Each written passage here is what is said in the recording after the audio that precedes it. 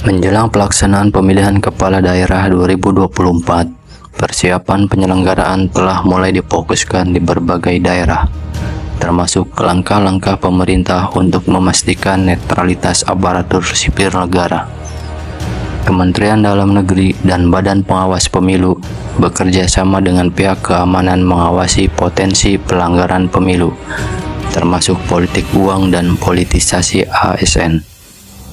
Menteri Dalam Negeri Tito Karnavian menekankan bahwa ASN harus bersikap netral untuk menjaga kepercayaan publik terhadap hasil pemilihan dan bahwa pelanggaran netralitas dapat dikenai sanksi berat.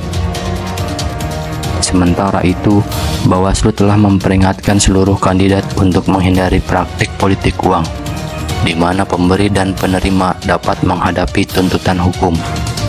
Masalah ini telah menjadi topik diskusi hangat di media dan kalangan pengamat politik, mengingat berbagai tantangan yang muncul di masa lalu terkait dugaan penggunaan kekuatan ASN dalam mempengaruhi hasil pemilihan.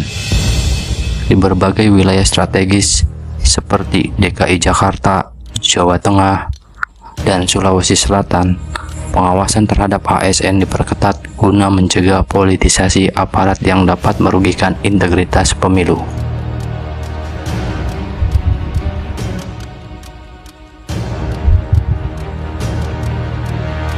Selain ASN, netralitas Presiden Prabowo Subianto juga menjadi sorotan publik.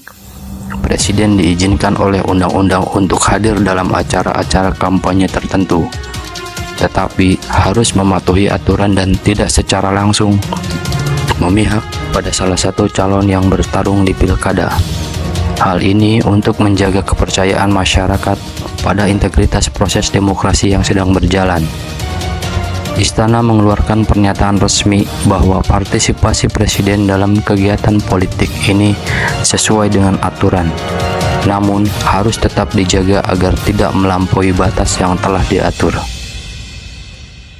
Isu ini memunculkan perdebatan di kalangan analis politik dan masyarakat, terutama dengan perhatian besar pada bagaimana pemerintah mengelola kehadiran presiden dalam kegiatan kampanye secara bijak.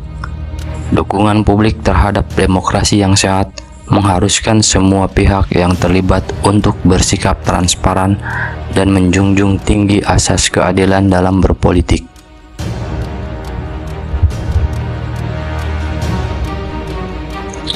Kemenko Polhukam juga meningkatkan keamanan di daerah yang dinilai memiliki potensi konflik politik yang tinggi. Menteri Koordinator Polhukam Budi Gunawan mengumumkan rencana untuk memantau keamanan lebih ketat di wilayah-wilayah tersebut.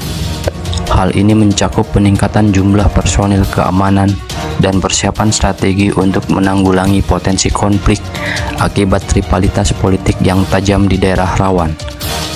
Upaya pemerintah ini bertujuan untuk menjaga keamanan nasional sekaligus memastikan agar proses demokrasi berjalan tanpa adanya gangguan keamanan yang signifikan.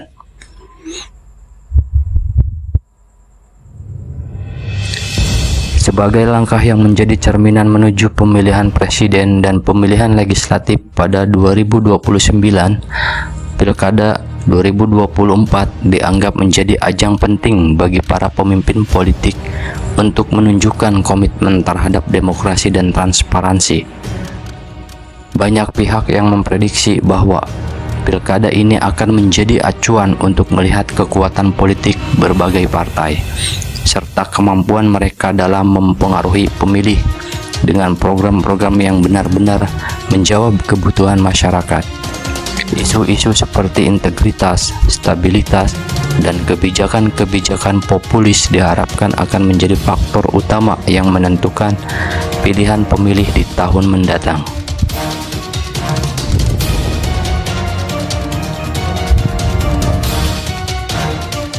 Situasi politik menjelang Pilkada 2024 menggambarkan betapa kompleksnya dinamika politik di Indonesia saat ini, terutama dalam memastikan integritas lembaga negara dan menjaga netralitas para pejabat pemerintahan.